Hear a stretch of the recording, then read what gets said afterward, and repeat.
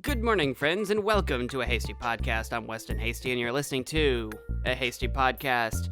I'm drinking out of my A Hasty Podcast mug, and you could be too. Get yours at MagicManMo.com or at WestonHasty.com and go to the shop tab.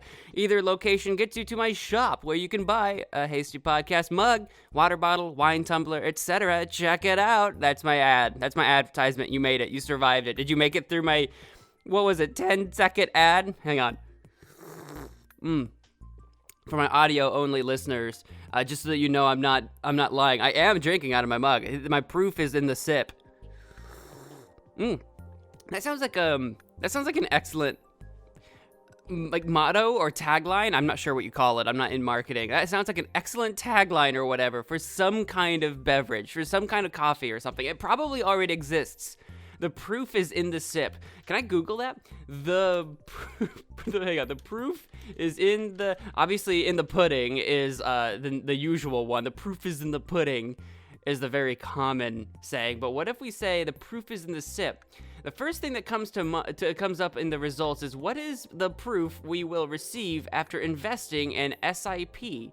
I don't know what SIP is, but I'm pretty sure what I was looking for was not investment advice when I tested that. I don't think it's taken. I should take that when I open my coffee business. Good God. I am in no position to start a coffee business whatsoever, so that's going to get stolen. If anyone's listening to this and is interested in starting some kind of sipping beverage business, you're going to take it long before I do. The proof is in the sip. I like that. The proof is in the pudding. Where does that come from? Hang on, I don't know how to... Okay, I'm trying to Google pudding. Okay, I'm sorry. I just spelled pudding, P-O-O-D-D-I-N-G. Pudding. The proof is in the pudding. Apparently, all intelligence has left my... Every year that passes that I have, left, high school, not even college, just high school. Every year that has passed since then, I have just gotten dumber. No matter how much I try to educate myself, I have only gotten more stupid. The proof is in the pudding is the hang on. I don't want to know what it means. I want to know its origination. See, we're doing this live. I don't know why. This is not where this episode was going until I started.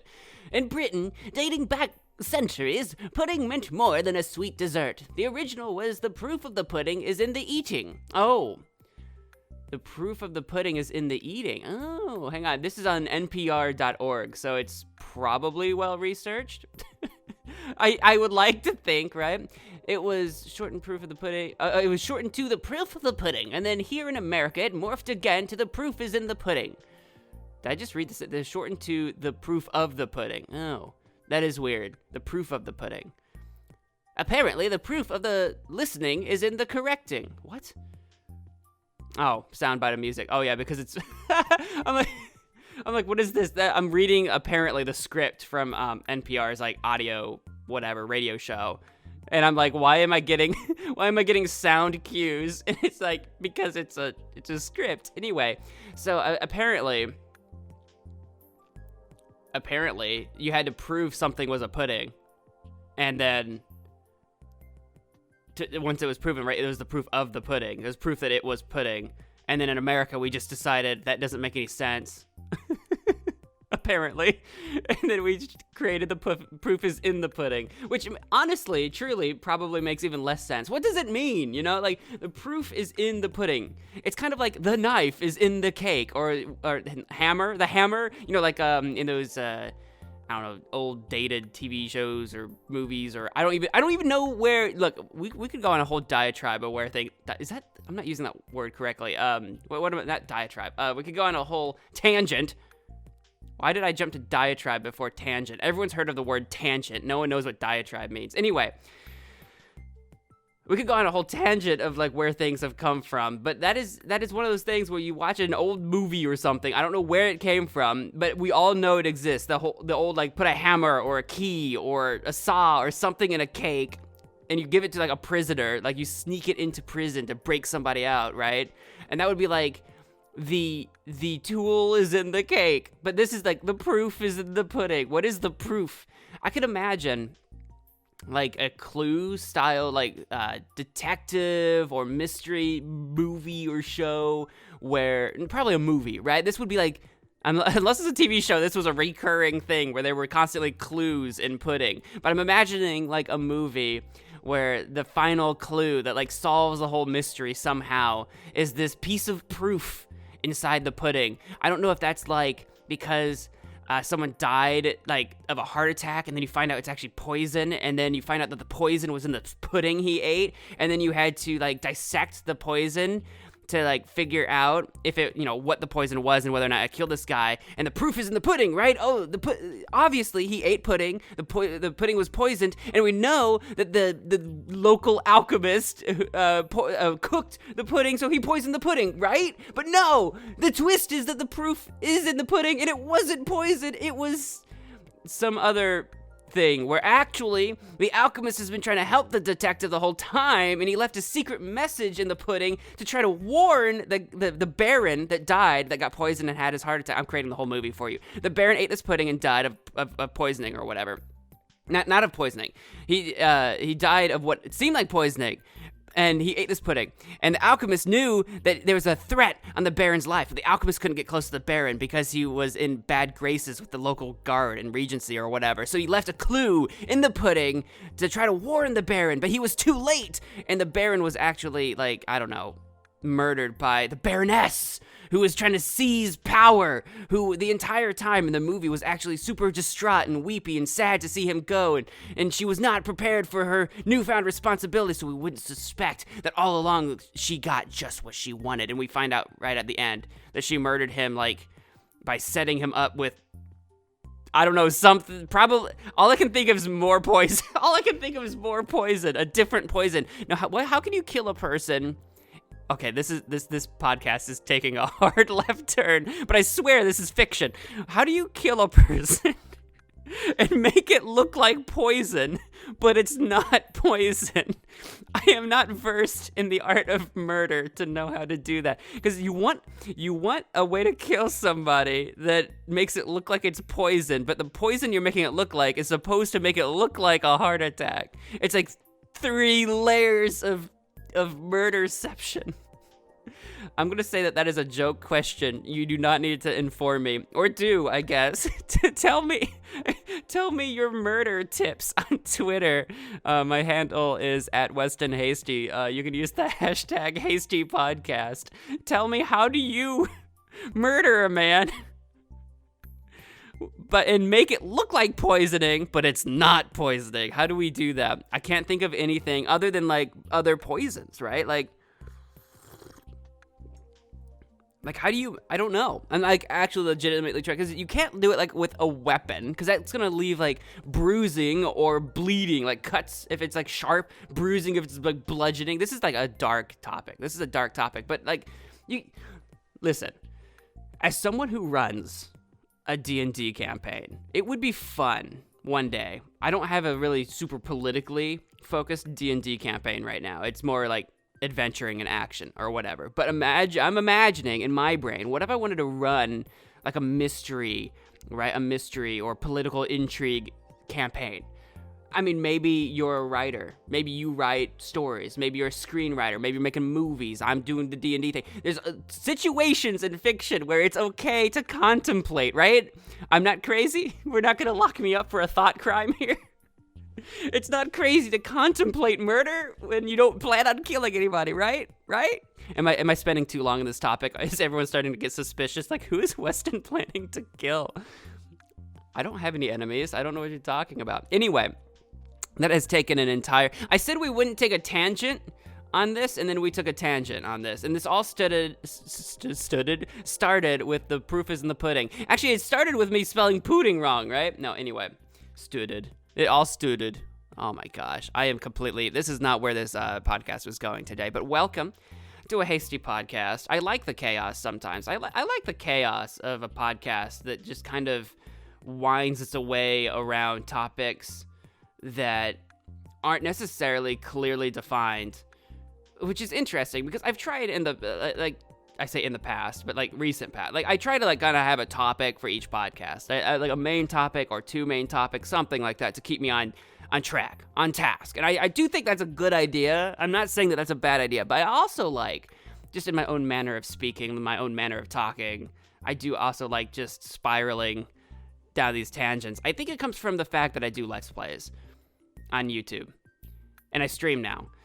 I used to do Let's Plays. I do almost entirely streaming now, which they're Let's Play streams. Don't get me wrong. It's all gaming content. If you don't know about this, it's MagicManMo on YouTube. Look me up. Give me a good subscribe over there. I'd appreciate it. MagicManMo. There's no E in Mo, unless you're crazy. Anyway, I think it comes from that. I think it comes from that where when you're playing games, obviously you can talk about the game at large. There's that to discuss. And when you're streaming, you can talk with chat. There's like, those are two avenues of potential conversation. One, where you're talking to chat because chat is talking to you, and the other one is talking about the game because you're playing a video game. But then there's a third avenue, is where there's nothing that interesting happening in the game to talk about, or there's no chat to talk to because, say, maybe you're not streaming, or maybe you're a small streamer and you don't have a chat watching. But I, originating in Let's Plays, didn't stream. I just made videos, so there was no chat possibility. I don't know why I said it like that. There was no chat possibility. So I had to come up with my own conversation. That avenue was gone. Either I could talk about the game, or I had to talk about something else. And I think that's where this comes from. This is a piece of advice, too. This is just advice I'm going to give for anybody out there wanting to start doing gaming content of the Let's Play variety on YouTube or even Twitch, whatever. If you're streaming, if you're going to go start streaming, or if you're going to start making videos, this applies to both. Because when you start streaming, probably no one's going to be watching you, so it's best that you just pretend you're making a video instead of, like, streaming to nobody. A lot of people stream to nobody, and they're just, like, deadpan, right? They're not interesting, they're not talking, because you're just playing a game, right? If you're just playing a game by yourself in your room or something like that, you're probably not animated, moving your arms, talking in voices, talking out loud at all. You're not really being engaging, because when you're in your room by yourself, it's just all in your head. It's all head stuff. What's going on in your brain, there's a theater of the mind. You don't need to impress yourself. It's all happening in your head. But when you're on camera, it's a different story. So a lot of people jump into streaming or Let's Plays, and they don't know what they're doing yet. They don't have a footing. They don't know their, like, charisma. They don't know how to be interactive. So that's what I recommend, is that imagine no one's watching you, but someone will be watching you. Even if you're live, imagine no one's watching you, but imagine someone will be watching you, and keep that up through the entire thing. Streaming is hard because if you're doing that for, 3, 4, 5, 6, 7 hours. People stream a long time. I try to keep my streams down to like 2 hours. That's plenty. I would like to do more, but in my current schedule, 2 hours is plenty. Since I stream so late at night. If I could stream earlier, like, I usually stream like 8 to 10 my time. If I could start at like 4 or 6, I could pull off like 4 or 6 hour streams or something like that, probably. But anyway, I can't do it. I don't stream professionally. Anyway, I'm getting on a tangent on my tangent. The point is, my advice is to learn how to talk to yourself, but not just about the game, just about anything that comes to your mind, because eventually you're going to come to a situation where if you're only used to talking about the game, when the game is doing something boring, you're playing Skyrim and you're out in the wasteland and you can't fast travel because you haven't been to the next location, right? And you're just traveling and nothing's happening. You're just on the road or whatever. Nothing funny's happening. There's nothing to talk about. And you got to have your own method of finding something to talk about, which could be about anything. It could be about your day.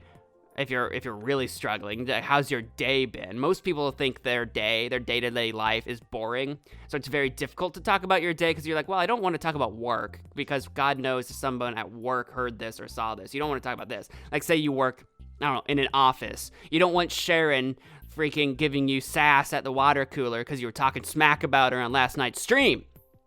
You don't want to do that. So this is where the improv starts kind of coming out. You have to start developing these improv skills where you have to improvise a topic from out of the ether. So you're like, okay, well, squirrels are kind of funny, aren't they? Like, you're going down Skyrim. There's no squirrels in Skyrim, but you're like out in the wilderness, right? So you're like, nature, okay, squirrels.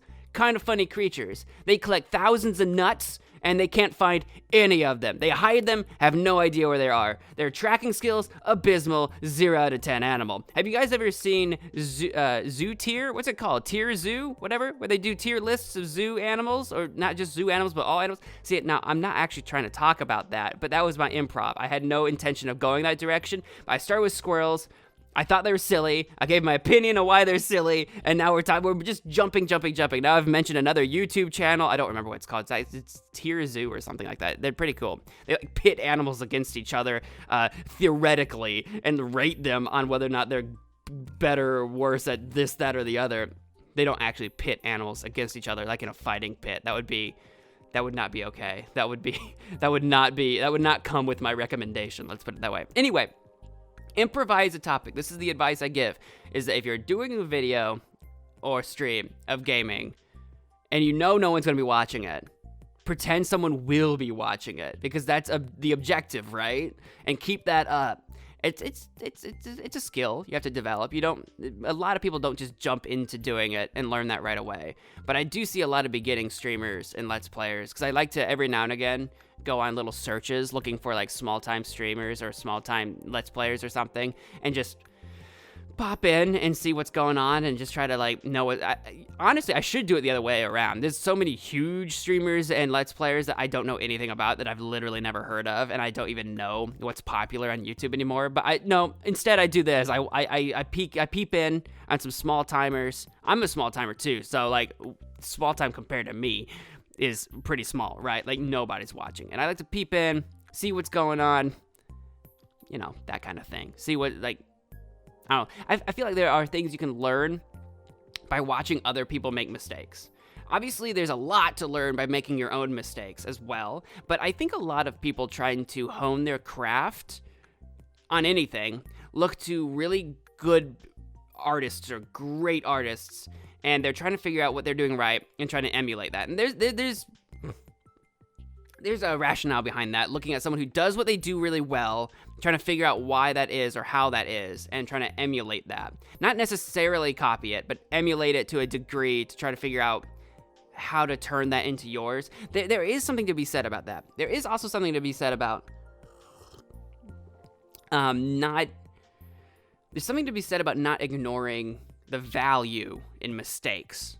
Watching yourself make mistakes and learning how to improve from them, and then of course watching other people make mistakes and figuring out why they're mistakes. Not just what to avoid necessarily, but also like what makes a mistake.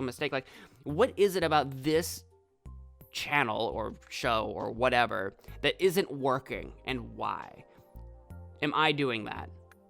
How do I avoid that? Like, it's a sort of meta analysis that's very important. So anyway, that was an entire tangent about improv, talking. I literally improv that entire thing. So I guess you could say that like I'm not terrible at it, I guess. I don't know. I've tried to develop that skill over the years of me doing this. I'm actually kind of, okay, this is not what I sat down to do this podcast about, but I guess we're doing it. It's on my mind because I'm coming up to, I've got a small thing coming up this month. Hang on, what is the 14th, which is Valentine's Day? That is the 14th. It's on a Monday. So the 13th, I think, I need to double check with my schedule. Off the top of my head, I don't know my own calendar. It's on my phone, and I can't access my phone right now because it's also my camera for the podcast. The 13th or the 15th, I don't remember which. It might be the 14th, but I don't think so. One of those 2 days, I'm doing on my MagicManMo YouTube channel that I mentioned, I'm doing a second episode of A Date with Mo. It's a sequel to the first one of those that I did a year ago. Yeah, last February. It feels like a very long time ago. Last February, I did a stream called A Date with Mo for February, for like Valentine's Day or whatever. It was just kind of themed around that. And at the time, I was planning on doing these different themed special streams once a month. That got hard derailed for reasons I'm not going to get into on this episode. Just stuff happened, and then my plan fell apart, is what happened. So anyway, I was going to do these like themed special streams every month, and I didn't really get to do that, but I did get to do one in February, and that was, of course, a Valentine's Day themed special episode, and it was called A Date with Mo, where I sort of emulated a fictitious date between myself and the chat that got to interact with the stream on some level and interact with where the date would kind of go, what we'd kind of discuss, and that kind of thing. And it went over very well. I actually got kind of TikTok popular for a little bit. I don't want to say TikTok famous because I think that insinuates that I still have some level of fame. I have one famous video, right, that is a clip that came from that stream. So that stream means a lot to me because it was a very well-received stream at the time. It birthed my most popular TikTok video of all time, that kind of thing. A very meaningful stream. I have a sequel to it coming out this month, and I'm trying to organize it right now. And it's going to be, way back then, I was going to, everyone voted on, and we successfully kicked off a, like I had a membership. If you became a member on the channel, if I got so many members on the channel, I forget what the goal was, like 15 members or something. I don't remember what the goal was. And if we got there, I promised a karaoke stream. It didn't happen because of said derailment that I mentioned earlier. Whoops, I made a promise and I kind of broke it. But I'm not going to break it forever. It's going to happen just significantly later than I said it would. I'm sorry. This is why I don't make promises. I'm very bad at them. If I promise something, I try to stick to it. I really do. But anyway, it's going to happen this month. A Date with Mo, the karaoke stream. Now, there are going to be some twists that I'm not going to talk about on this podcast. There's going to be some twists in that stream. But the point is I'm organizing that. And as I'm organizing this, I realized that I have that stream, which is the sequel to a very important stream that I had last year. So I want to make it good, right? So it's kind of a big deal. And in terms of streams that I plan for and prepare for it, this one's going to be a little bit more preparation than I'm used to like doing. And I got to thinking about the importance of like working on this stream. And I also got to thinking, wait a minute. I did the last one in 2021. This is 2022. I started uploading videos to my YouTube channel at all in June 2012.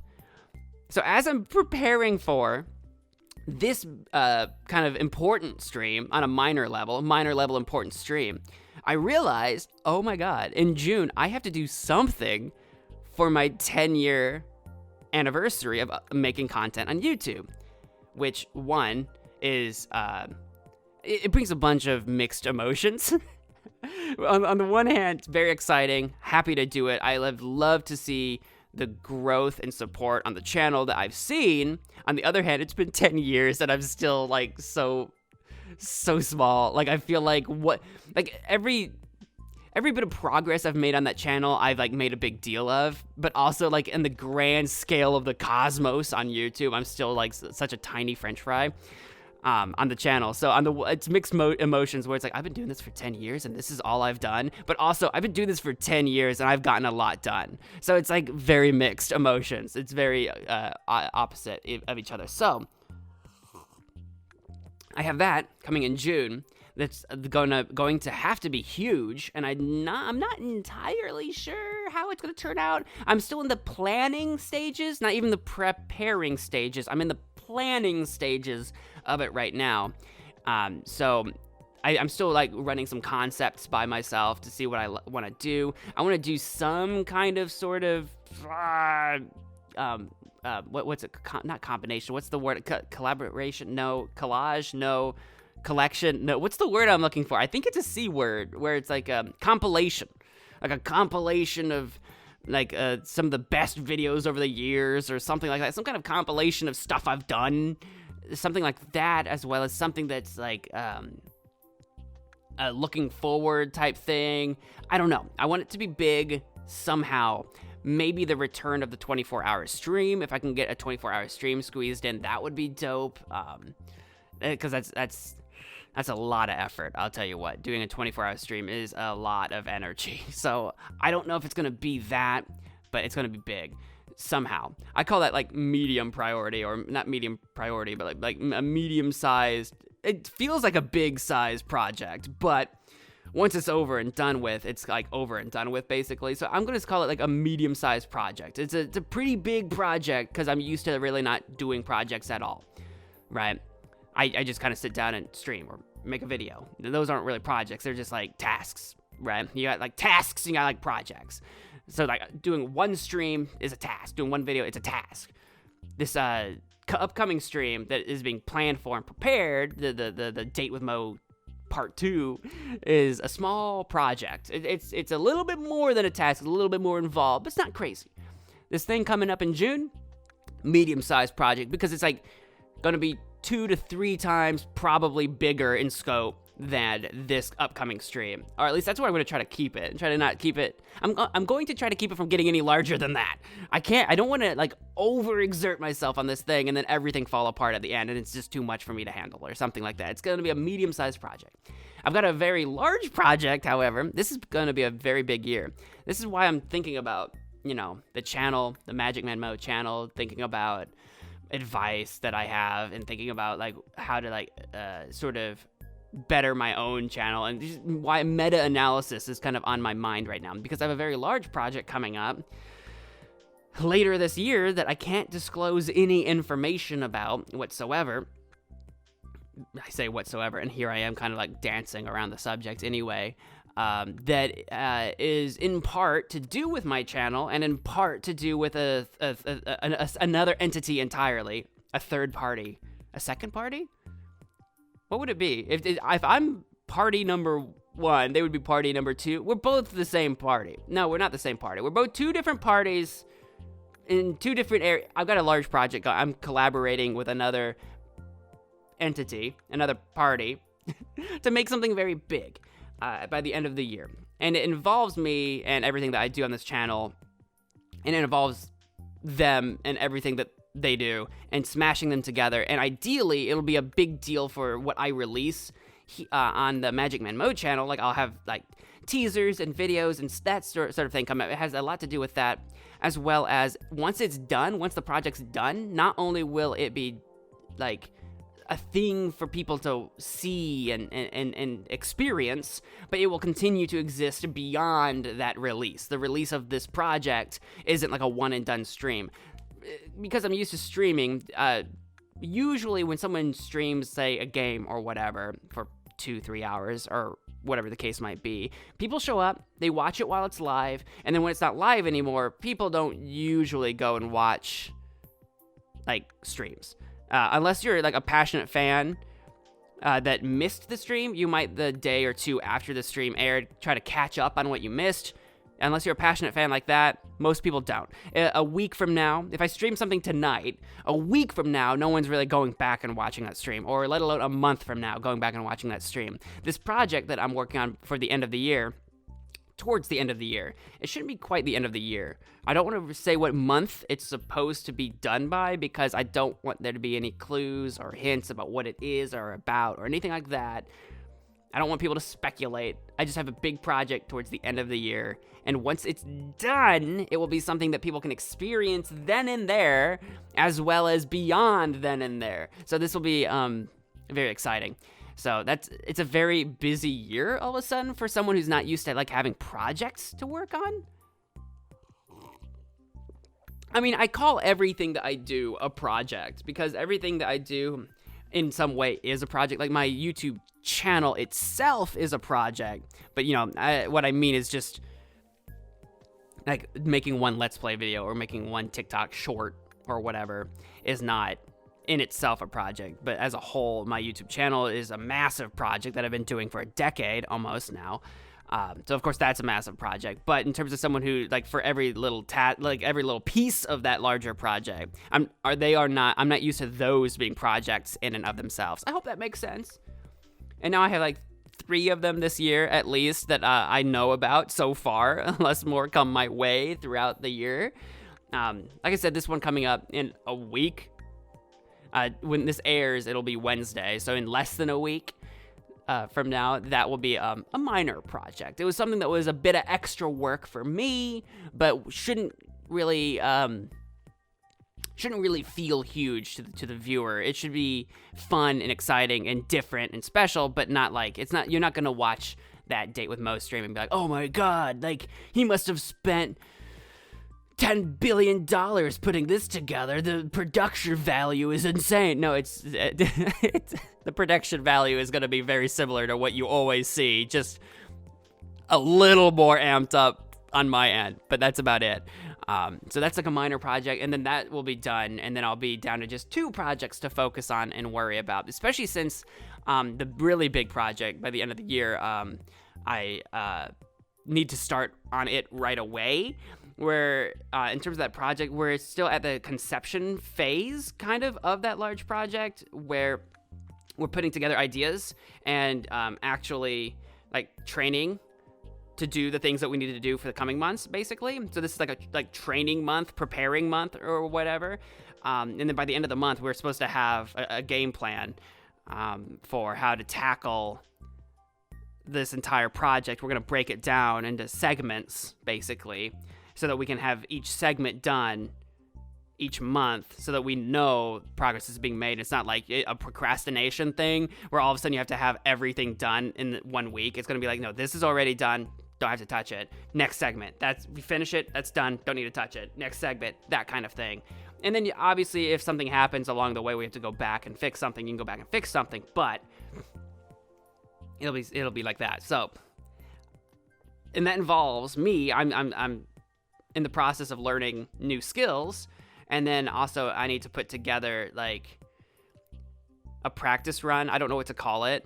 I'm going to call it a practice run because I don't know what else to call it without giving information away about what it is.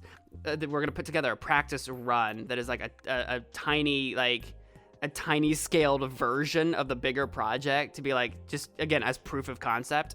And then that should be put together sometime in March. And then the whole thing comes out way later. You guys won't see the proof of concept in March. Whatever we come up with, that proof of concept thing, we have to put together a small thing as proof of concept. And I'll probably release that eventually, but it won't be until like way later, like way later, probably after the project actually comes out. It'll be like bonus content or something. Possibly, hopefully. I would like to do that, but we'll see, again, since it's not just me in charge or whatever. So that's what I'm working on. It's very big, and I'm very excited about it. Which, I mean, it's going to be a pretty big year. Last year felt like a really big year, too, interestingly enough. Despite all the previously stated derailment stuff, in terms of the channel, it was like huge growth seen on that channel. And I got featured in a video game that you can play right now. So this is going to be another advertisement for something that I actually don't make any money on it or anything. I just think it's really cool, and you should definitely check out. Is MagicManMo JigTrap on Android Play. If you have like, or what is that? What Google Play, the Android. If you have an Android mobile device, go to Google Play, type in MagicManMo JigTrap. I think it's actually listed as Jig MagicManMo Trap for reasons, just the way. I don't know, man. I'm not in charge of that. For reasons, it's listed very strangely. I think it's Jig MagicManMo Trap. But if you type in MagicManMo JigTrap, you should still find it. Actually, honestly, if you just type in MagicManMo, I bet you'll find it. I have a mobile game. It's not mine, but I'm featured in it as the main protagonist. You should definitely download it, install it, play it, give it a 5-star review. Last time I looked at it, it had something like 10,000 plus downloads. I don't know the exact download number, and I don't because Google just has those like milestones on an app. You've probably noticed it when you like download a popular app and it's like 5 million plus downloads or whatever, you know. I don't know what their tiers are. I think it's like there's one that's like 100 plus, there's one that's like 1,000 plus, there's one that's like 5,000 plus, there's one that's 10,000 plus. I don't know what the next tier after 10,000 is. I don't know if it jumps to 20,000. I don't know if it's 50. I don't know what the next tier is that it like lists it in. So the last time I looked, it was at like the 10,000 plus. So I don't know how many downloads it's had or whatever. I'd like to see that number go up. Share it with your friends. More people should play it in 5-star. I just think it's really cool. It features me. I'm definitely not biased. You definitely can't go down into the down into the ratings and see my own personal 5-star review that I gave it. You definitely can't see that. No, that's definitely not there. Definitely not biased. But anyway, that's my second advertisement here on the podcast already. You're listening to A Hasty Podcast, just in case you forgot. I'm Weston Hasty. I didn't properly introduce myself this episode, but if you've made it this far, you either already know me, or you're committed, I guess, at this point. Welcome. I'm glad you've made it this far. As you can tell, I do YouTube Let's Plays and streams. I do a number of other things as well, but mostly it's YouTube Let's Plays and streams. And I'm working on some other stuff. I'm woefully behind on other stuff, but I've got a lot left in this year to do. So I like to make things. Including this podcast. I write some poetry on the side. I have a vlog channel that I'm desperately trying to get around to making more content for this year, and I haven't done it. I call it a vlog channel, but it's not really, there's not really a vlog series on it right now. It's just, random videos, and not random, LOL random, but random as in, one video covers a topic. Like the Huel episode that I did, right? Something happens that I make an episode about, something I unpackage or something I go on a run and I have something to say or something, and I do that. I have that. I have a mobile gaming channel that I want to bring back because I still really like the concept of it. Gotta bring it back. I got lots of stuff that I like to make. I like to make stuff. That's me. Welcome to my podcast. What we were going to talk about this podcast, and what I guess I could talk about for the rest of this podcast, is a couple of video games. Since we've been talking about Let's Plays and video games and gaming, I do a Let's Play channel. If you've been watching my YouTube channel, you already know what I've been kind of playing on there. Here's a couple of games that I haven't been playing for my YouTube channel, but rather I've been playing for myself that I would like to talk about just a little bit. Mostly just one. Let me. Actually, I was gonna mention one of the games I was gonna mention was Overcooked. And I realized that no, I did play that for my YouTube. I literally played it with Ian as on one of my Friday night with the guys. I do this thing on Friday nights where I get together with me and at least one other guy. It doesn't have to be a man, but it's one of my friends who happen to be guys. So we've usually got Ian, we've usually got TJ, and sometimes we have Wiley, and the four of us will play a game.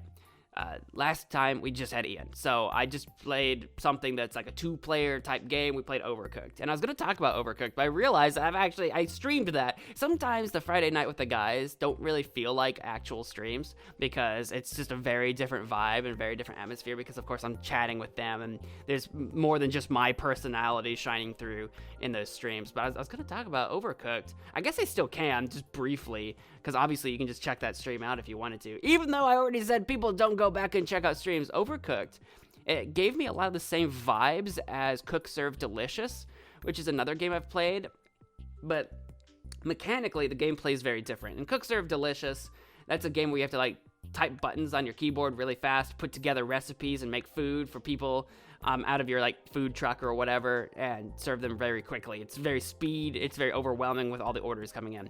That's just what Overcooked reminded me of, but instead of smashing out letters on your keyboard to put together recipes, you do have to move your character around the map to put together food. So you might have to grab a fish and that's on one side of the kitchen. You have to run it to the other side of the kitchen to chop it up on the chopping board, then run it over to the grill to grill it up, and you stick it on a plate, and that's a piece of a part of a food or whatever, and then you have to slap something else on the plate and send it off and deliver it. The recipes themselves are relatively simple. The real challenge actually in this game, to contrast it to Cook Serve Delicious, a lot of the recipes themselves are very difficult.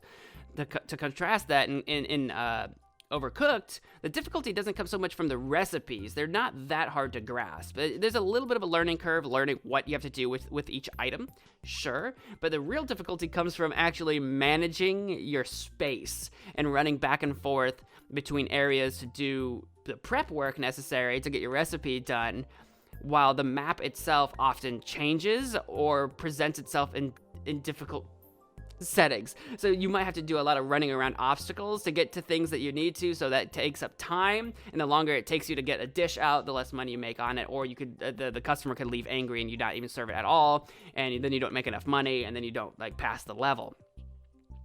Or there's also moving obstacles, where parts of the map move, either moving obstacles into your way, moving sections of the kitchen to different sections of the kitchen. It's very chaotic. Things are constantly moving. It's very easy to get disorganized and lose yourself. But on top of that, it's a multiplayer game, so it was me and Ian playing. You'd think, oh, well, there's 2 people running around doing everything. It should make everything twice as easy. Well, you could also run into each other, right? You can run into each other. You can't pass through each other, so you can very easily get into each other's way. There's limited counter space, so you can like be putting stuff on the counter to get it out of your way and accidentally put it into your friend's way. If you don't coordinate and you put together the wrong dish and send out the wrong dish, the way the maps are often set up, it also pits the two players in such a way that one person has to like focus on one thing and the other person has to focus on another. And if you don't successfully do that, or like one person falls behind, it takes down the other person. So you have to like coordinate and figure out who's best at working on what. And it was a lot of fun. It was very overwhelming. I found myself early on putting myself in charge of things that I thought were simple enough for me to do, and Ian was in charge of things that were simple enough for him to do. Like, we would kind of find our niche, the thing that we'd like to do. Like, I was getting overwhelmed with some of the cooking stuff, so I would get, like, put in charge of I'll do all the chopping, and then I'll chuck the food over to Ian to do all the cooking, basically, for example. Or, like, I would do the dishes, and then he would be in charge of, like, plating food, that kind of thing. Well, and then we got to like a level where the roles completely reversed, where we couldn't like swap sides of the map, and where we were on the map forced me to do some cooking and forced him to do some of the stuff I was doing. So I still had to actually learn the parts of the game that I hadn't been learning at all up to that point. I'm like, oh no.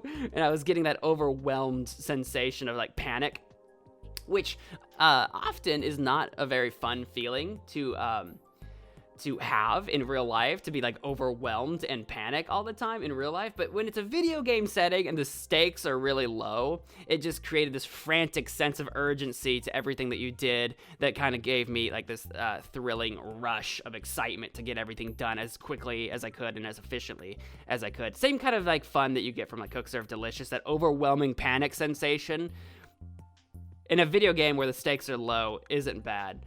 So it sounds like it's panic-inducing, but it's a lot of fun if you just remind yourself it's a video game. If you lose, you can just do the level again. Or what was often the case between Ian and me, we wouldn't get 3 stars. There were 3 stars you could earn in each level. And I don't know if it unlocks anything later. I don't know what we do with the stars, but we decided that we were always going to go for 3 stars in each level, try to do the very best. And we did. We played like 18 levels and got 3 stars on all of them. So we 3-starred all of them that we managed to play on stream, and it was a lot of fun trying to like get to that top. Actually, I think we played 20 levels, because it was like 18 main levels and like 2 bonus levels that we unlocked that we did as well.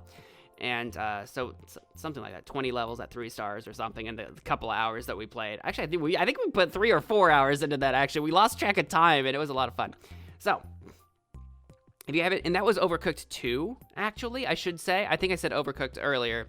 I should say it was actually Overcooked 2 that we were playing. I haven't played the original. I hadn't played the second game until just the other day. So Overcooked 2 is what we were playing. Definitely comes recommended if you have a friend to play it with. It was a lot of fun, especially if you don't mind the sort of panic-inducing urgency that comes with running around in a kitchen not knowing what to do half the time. It's great.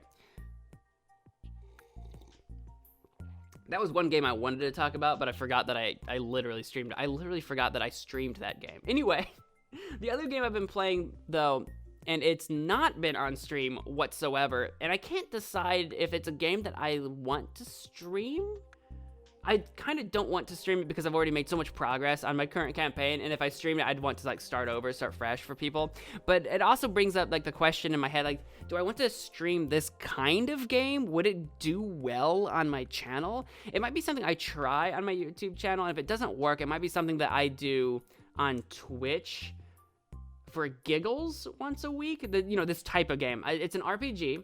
It's like a party building tactics based RPG. It's Pathfinder Kingmaker. I'll just tell you the name. If you're familiar with it, then you're familiar with it. If you're not, allow me to explain. That is what I'm here for. It's Pathfinder Kingmaker. It was a game that was originally kickstarted some years ago, forever ago, and it's based on Pathfinder, which is a tabletop RPG game that is based on Dungeons & Dragons Edition 3.5. So if you're familiar with the idea of Dungeons & Dragons being a tabletop RPG where you have a party of friends that go on adventures being led by the DM, and your party members do different abilities, and it's like a fantasy setting, you're familiar with the concept of D&D, even if you haven't played it. D&D 3.5, we're currently in 5th edition. 3.5 was many, many years ago now, and it was a lot more complicated and complex than the current game of D&D is, with a lot more numbers and statistics and all kinds of rules that either don't exist in D&D 5th edition, which is where we're not at now. They either don't exist in 5e or they're much more simplified in 5e. That's why we've seen such a resurgence in the popularity of Dungeons & Dragons in recent years, because 5th edition has made the game far more accessible, and therefore more and more people are willing to try it. 3.5 years ago, very difficult to get into. I tried to just make a character in 3.5 many years ago, and just didn't understand what I was making, because I didn't understand any of the skills or stats or any of that stuff. Granted, it was also my first foray into D&D. I didn't have anybody with me. There was 3 of us. We were trying to figure out how to like put together a D&D game. None of us had played D&D before, so we didn't even have anyone with experience. Gave up on the concept entirely. Just gave up on it entirely. Gave up on 3.5. So that was my experience with 4.5 forever ago. Pathfinder is based on 3.5. So this game that I'm playing, and I've been playing a lot of it, is already based on a system that I already have kind of some negative experience with as being far too complicated. And I still stand by that. It's still far too complicated, but at least since it's a computer game, since it's a video game, a lot of the stat tracking and all of that stuff is being taken care of by the computer. And I appreciate that. The only problem with that is that I don't always understand why things work or don't work. So, it's a fantasy-based game. You create a character. You can pick whatever class you want that character to be. There's rogue, wizard, sorcerer, ranger, fighter, paladin, cleric. A lot of the classic things. Some special things maybe you haven't heard of. There's some multi-class classes that you can't choose right out of the gate, because you need a few levels before you can jump into like Eldritch Knight or Arcane Trickster, that kind of stuff. So just don't panic about that. You create a character at level 1,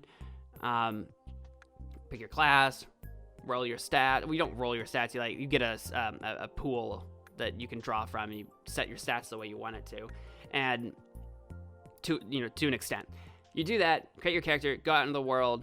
You find out that there is this area, this region called the Stolen Lands. It's been stolen, I guess, by these bandits and their bandit king, and you're being basically commissioned by this. I don't know what her position is. She's I can't even think of her first name right now. But it's the Aldori Sword Lords. So she's like a sword lord, which is like a high position. She owns like a manor, an estate of some kind, and she's commissioning the party. There's this party of several people. I think it's like 10 people that are like characters or something like that, to go into the Stolen Lands, clear it of its bandits, and whichever person of that party comes out on top as like the clear leader of the group will be awarded a barony and those lands to baron over. So that's the idea. That's what you're being set up to do. And like I said, it's a very complicated game to jump into, so I recommend, if you want to play it, because I do actually recommend this game. It's a lot of fun, but it's very difficult, especially if you're not familiar with all of the rules and complexities that come with Pathfinder. So I recommend playing it on easy or on normal with some modified rules to make it a little easier. So somewhere between easy and normal, but not necessarily right on normal if you're jumping into it for the first time. I literally recommend easy for first-time players that are not familiar with Pathfinder. If you're familiar with Pathfinder, know what you're doing, you can try to jump into it on normal, but do be aware that it is brutal and it is difficult, and it expects you to take rests like in the middle of an encounter, or not in the middle of an encounter, but in the middle of like a series of encounters, to be able to like retreat and rest and manage resources and know what stats are and blah, blah, blah. There's a lot expected of you as the player. So if you know what Pathfinder is and you know what you're doing, you'll have a much easier time of it. But if you don't, like me, had no idea, don't start on normal. The first time I ever played this game on normal, I destroyed so many characters' builds, didn't know how to build a character. They were seriously nerfed. I spent weeks and weeks in game just wasting time running back and forth between my main hideout to rest after fighting like bands of kobolds or whatever. Like, I would go into a seriously what should have been an easy encounter and get my actual butt handed to me and then have to run away for days on end. It was terrible. I hated it. I've come back to it again with some modified difficulty settings. I'm basically playing on normal because I've got some experience with the game now after my first failure, but with some modified rules. I recommend that you turn on the rule for your companions to just level up themselves so that you don't screw up their builds. You can focus on leveling up your own character and playing with those systems. I recommend that so that you learn the systems, but just let the companions level themselves up. Don't level them up yourself. Just don't do it. Just don't worry about it. And then also just look at all the settings, change them as you think makes the most sense, that kind of thing. Don't be afraid to change the settings to easier than the game starts you on as the quote unquote like recommended normal settings. Go easier than that. It's a lot of fun. It takes place over long stretches of time. Like I said, you have to like take out this bandit king and you get like 3 months to do it before you're gonna fail it because these other like political minded forces are going to suddenly become aware of the area and come down and take it from you. So you have to kind of like get rid of the bandit king and set up your barony all before that happens. So you're given a 3-month deadline to do it. And that sounds like a long time until you realize that, you know, traveling between areas on this huge map can take a lot of time. It goes hour by hour, but like the further away you get from like your sort of main headquarters, you can go like a whole day just to get to some place. And then of course, if you need to go back, another day, and then a day to go here, a day to go there, a day to explore this or that. And the days start adding up really fast as you're wandering back and forth throughout the map, basically searching for the bandit king's lair, because no one knows where his fortress is exactly. Because the entire area has been covered in this mysterious magical fog that you also have to go searching for the source of this fog to destroy it, basically, so that you can find the bandit king. So of course, typical fantasy quests start coming up. You have to destroy this fog, you have to gather companions, you find out that you have like a rival who's working against you, but what's going on with his motives and what's going on there is a little unclear. I say his, which is kind of a spoiler, but it's not. There's like a twist when you find out who your rival is, but it's not, because at the beginning of the game it's so obvious. They're not hiding it. They're not. Tartuccio. It's Tartuccio. Tartuccio's evil. There's other characters in the game that are evil, but Tartuccio is obviously your rival. He's nothing but antagonistic to you. And then when there's a surprise, the twist is he's working for someone else. It's not a surprise. It's just fun. Don't take the game too seriously.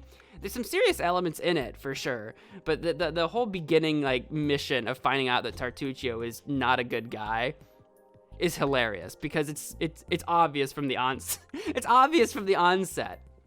So that's a little bit of a spoiler for like early game, but I think it's okay because it's very, very, very early game and it's very, very, very obvious. So anyway, and he becomes a recurring rival, which I really like. He becomes a recurring rival that shows up in the game and tries to thwart you doing stuff, and that's really fun. Having this rival, it reminds me of like playing Pokemon, right? Like, and like having someone harass you every few levels every few areas that you progress in Pokemon. They're like, ha, let's see how far you've grown. Here's my new Pokemon. And you're like, haha, I have grown. Here's mine. You do battle. It's like that. I like having a rival that reoccurs in a video game. It's fun. It makes you feel the sense of progression. Like you're obviously progressing and you're obviously leveling up, but you also get to compare that to someone else that you're also seeing level up and progress, and it's just really fun. The first time, like, I ran into Tartuccio after a while, and he just straight up fireballs my entire party. And I'm like, I know you didn't have that spell before. I know you didn't. So I know you're at least level 5 now. And he just opens with fireball and knocks out like the health of half my party or something like that. It was just great. I'm like, oh, good. If you're familiar with D&D, you know how broken fireball is. He just whips out fireball on the party. I'm like, oh, good. Fantastic. Love to see it. That was hairy and hectic, but it was a lot of fun. Luckily, we didn't go down that party. I would recommend you save often in the game because it does often throw an encounter at you that completely blindsides you, and if your character dies, it's just game over, period. You don't have a restart or whatever. It's just game over. The restart is just loading one of your previous saves, so just save often. Also, your companions can die unless you turn that option off, so that's up to you at the beginning of the game. You can turn that option off or you can let them die. There's also a death's door condition that's like a middle ground. If you want your companions to be capable of dying, but not outright immediately, they can go into death's door first. And then if they die in death's door, they die for real. So there's kind of like a good middle ground there. If you want to have some high stakes, but you also don't want like just BS to kill your character, you want like a middle ground to just stop any potential BS from happening. That's what I'm doing. I'm doing the death's door thing so that like if someone gets knocked out and down and should have died, I have one more chance to like basically still save them.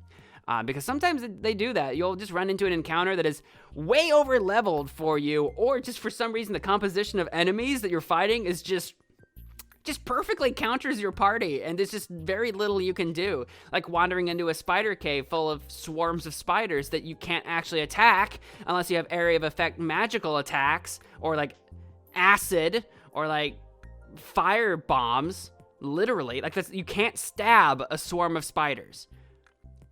You can in 5e. In 5th edition Dungeons & Dragons, you can. In Pathfinder and in 3.5 edition of Dungeons & Dragons, you cannot. You can't just stab a swarm of thousands of spiders with a sword. It doesn't work. They're tiny spiders. But they can screw you up real good when you get bitten by like 1,000 spiders all at once, and they're just oozing piercing damage, which isn't that bad, but then also poison and slowing you down and potentially just wrecking your whole game. You can fight them with a torch. You can swing a torch around and fight them with that.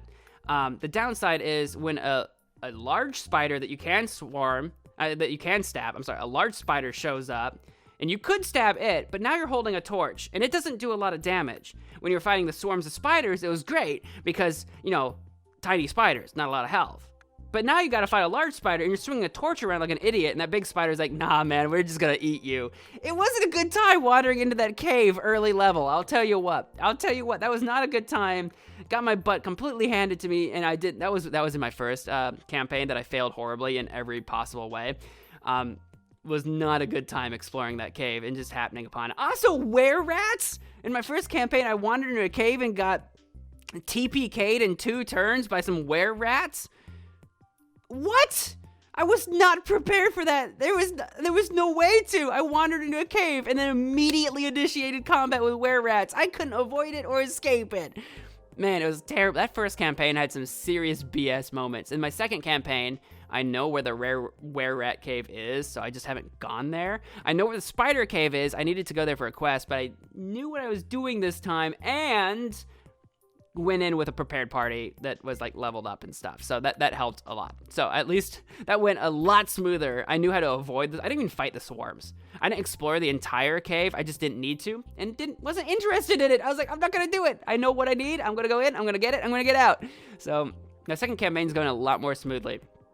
It's a lot of fun. So if you're into like the D&D idea, fantasy, I'm not really selling this game super well in terms of like what you do in it.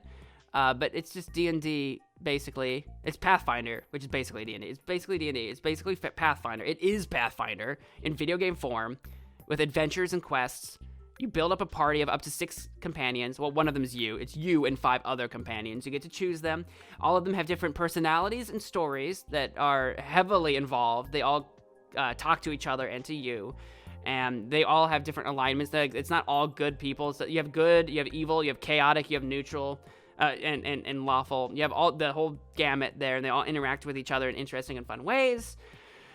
Eventually, when you do overthrow the bandit king, you do get that barony, and there's like a barony management part of the game that is kind of like a kingdom management type thing where you kind of like choose where to build new villages, what buildings to put in your capital, and there's like a whole barony management part of the game that I definitely recommend you do not ignore. I remember reading some reviews on the game, and some people were rubbed the wrong way with the barony management, and I think that's because they just kind of ignored it because they were more interested in the adventuring aspect of the game.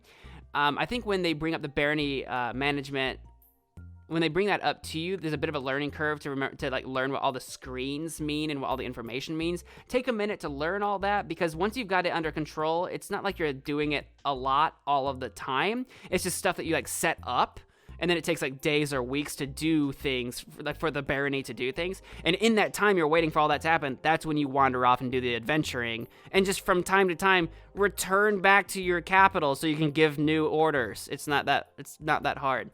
You can lose the game if your barony gets like I don't know, conquered or something. I haven't gotten that far in the game myself yet. All I know is that the game warns you that, hey, there's a new way to lose the game now.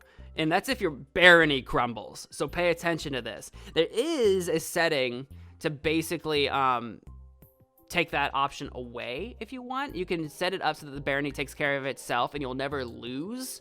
By losing your barony, you'll just never lose. It's one of the ways, again, to just make the game easier. If you're not interested in that at all, there is a setting that just takes care of that for you if you're so inclined. But I think it's more fun to be in charge of that stuff. You are playing an RPG. It is a role-playing game. It is fun to take on the role of Baron of these strange, wild lands and see it build up before your eyes. I'm not very far along in that aspect yet myself, but it's a lot of fun, and I've been putting quite a few hours into it here lately over the last week or two, and definitely a game I recommend checking out. But it is difficult, so do some research, look at it, see if it's the right type of game for you. It scratches an itch for me that I am enjoying a lot, but just one of those games I don't know if I can stream because it's very slow paced. There's a lot of role-play elements, a lot of reading, that kind of stuff. So I don't know if it works well for streaming, so I haven't done that, but I've been enjoying it on my own time. That's my recommendation. And we are right up to the end of my podcast. We're, I think, out of time. So I think we're going to wrap up right there. I hope you enjoyed my podcast. My first half of it, rambling about just whatever, and the second half about what I've been playing. I hope you've enjoyed this podcast. If you did, give this podcast a review wherever you're listening to it, or give it a like and a subscribe on the YouTube channel. So just do whatever you can do for this podcast, share it with your friends, etc. But whatever you guys do, I want to thank you all so much for listening and watching. And until next time, take care of yourselves, take care of each other, and wash your hands. I'm out of here. Bye.